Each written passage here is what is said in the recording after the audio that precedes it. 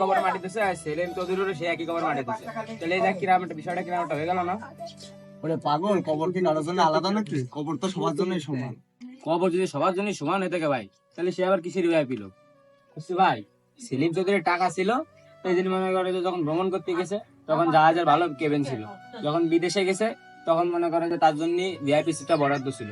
এখন মনে করে যে আমাকে যে রহিম পাগল, এও তো মরে গেল, এখন এর কবরে যেরকম কিছু আছে, রহিম চৌধুরী কবরে সেরকম কিছু আছে। এর কাপড় কাপড় যেখান থেকে কিনে নিয়ে আসা হয়েছে, আমাকে রহিম কাপড় কাপড় সেখান থেকে কিনে নিয়ে আসা হয়েছে। তাহলে এখানে ভিআইপি কি থাকলো নাকি ভাই? তাহলে এবার বুঝুন আমার এটা। কবর সবার জন্য সমান, 3.5 হাত মাপজোক সব এক, কবর কারোর জন্য ভিআইপি হয় না।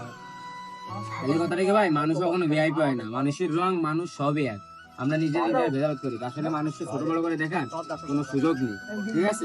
এই পৃথিবীতে টাকাই সব, টাকা না থাকলে কোনো কেউ কিছু না। এই জন্য মানুষ মরে গেলে একদম সব শেষ। বুঝতে হবে ভাই, তাহলে আজকে থাক, আজকে তো ওটি।